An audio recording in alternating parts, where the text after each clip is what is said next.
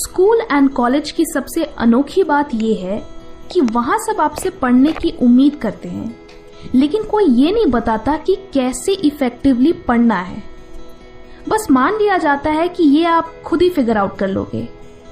No wonder इतने सारे students पढ़ाई के मामले में इतना स्ट्रगल करते हैं। वो मेहनत करते हैं, रिवीजन करते हैं, बट एग्जाम आते आते सब भूल जाते हैं। ऐसा इसलिए होता है क्योंकि most of the popular learning techniques जो स्टूडेंट्स एग्जाम टाइम में यूज करते हैं वो एक्चुअली सबसे कम इफेक्टिव होते हैं। आज के इस वीडियो में मैं आपको 2 ऐसे स्टडी टेक्निक से इंट्रोड्यूस करूंगी जो नंबर 1 हाईली इफेक्टिव है क्योंकि ये साइंटिफिकली प्रूवन है, नंबर 2 इससे आपको इंफॉर्मेशन लंबे समय तक याद रहेगी, एंड नंबर 3 कि इससे आपके मार्क्स सिग्निफिकेंटली इंप्रूव होंगे। तो पहली टेक्निक है एक्टिव रिकॉल। इसे समझने के लिए लेट्स अंडरस्टैंड दिस। मेरा आपसे एक सिंपल सा सवाल है, क्या आप 100 रुपए के नोट को बिना देखे ड्रॉ कर सकते हो? शायद नहीं। दिस शोज कि सिर्फ रीरीडिंग या रेपिटेशन से चीजें याद नहीं होती। मेजॉरिटी स्टूडेंट्स क्या गलती करते हैं? आप क्लासरूम में बैठते हो, इंफॉर्मेशन सुनते हो, फिर घर जाते हो, बुक रीड करते हो, करते रहते हो जब तक कि आपको वो इंफॉर्मेशन याद नहीं हो जाए। ये पैसिव लर्निंग है, यानी आप नॉलेज को बिना किसी एफर्ट के एक्वायर कर रहे हो। यही आपकी सबसे बड़ी गलती है। एक्टिव रिकॉल में आप इंफॉर्मेशन को रीड करने के बाद अपनी अंडरस्टैंडिंग को टेस्ट करते हो, यानी आप उस इंफॉर्मेशन को अपनी मेमोरी से रिकॉल करते हो कि इस पर्टिकुलर पैराग्राफ या टॉपिक से मुझे क्या सीखने को मिला। ये टेक्निक इस प्रिंसिपल पर बेस्ड है कि किसी भी चीज को याद करने के लिए आपको अपने ब्रेन को स्टिम्युलेट करना होगा। जब आप खुद से क्वेश्चंस पूछते हो तो आपके ब्रेन को आंसर याद करने के लिए एफर्ट लगाना पड़ता है, जिससे वो स्टिम्युलेट होता है।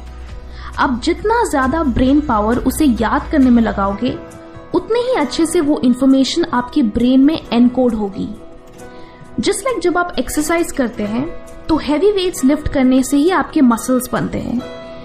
इन द सेम वे आप इंफॉर्मेशन को याद करने में जितना ज्यादा एफर्ट लगाओगे, वो इंफॉर्मेशन उतने ही अच्छे से आपके ब्रेन में सेव होगी। सो एक्टिव रिकॉल करते कैसे हैं? बेसिकली टॉपिक को रीड करने के बाद आप बुक को बंद करके उसी इंफॉर्मेशन को खुद को एक्सप्लेन करने की कोशिश करो। देन बुक से कंफर्म करो कि आपकी अंडरस्टैंडिंग सही है या नहीं, एंड अगर आपने कुछ मिस आउट किया तो दोबारा इस प्रोसेस को रिपीट करो ना। अगर इंफॉर्मेशन बहुत कॉम्प्लिकेटेड हो तो आप बुक की हेल्प के बगैर अपनी मेमोरी से फ्लो चार्ट्स या माइंड मैप्स बनाने की कोशिश करो, जिससे कि आप उस इंफॉर्मेशन को एक पिक्चर फॉर्मेट में याद रख सको। जब आप माइंड मैप्स बनाते हो तो वो एक पजल की तरह बन जाता है, क्योंकि मोस्टली बहुत सारे पॉइंट्स इंटरलिंक्ड होते हैं। तो अगर आप कुछ भी मिस आउट करते हो तो इंटरकनेक्टेड लिंक से आप उसे रिकॉल कर सकते हो। एक और चीज जो एक्टिव रिकॉल का बेस्ट ऑप्शन है वो है previous year question papers and mock test papers. You will be surprised कि इससे आपकी मेमोरी की कितनी अच्छी एक्सरसाइज होती है। अब कुछ दिन बाद जब आप उसी टॉपिक को रिवाइज करोगे तो यू विल फील लाइक कि मुझे तो कुछ याद ही नहीं, और आप फिर से बुक को रीड करना चाहोगे। एंड ये ही मिस्टेक 99% स्टूडेंट्स कमिट करते हैं।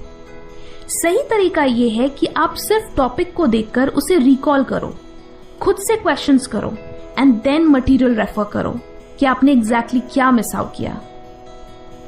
हर बार इस तरह रिवाइज करने से वो इंफॉर्मेशन ओवर टाइम आपकी शॉर्ट टर्म मेमोरी से लॉन्ग टर्म मेमोरी में ट्रांसफर हो जाएगी। अनदर टेक्निक जो आप एक्टिव रिकॉल के साथ कंबाइन कर सकते हो वो है the spaced repetition technique. Majority students ये प्रॉब्लम फेस करते हैं कि जब भी वो किसी चैप्टर या बुक को कुछ हफ्तों बाद रिवाइज करते हैं तो उन्हें मोस्ट ऑफ द डेटा याद नहीं होता, और फिर लगता है कि पहले से याद करने का क्या फायदा जब एग्जाम तो कुछ याद ही नहीं रहता। डू यू नो ऐसा क्यों होता है? It's because of the forgetting curve. अब आप सोचोगे कि ये क्या है? वेल, ये वो थ्योरी है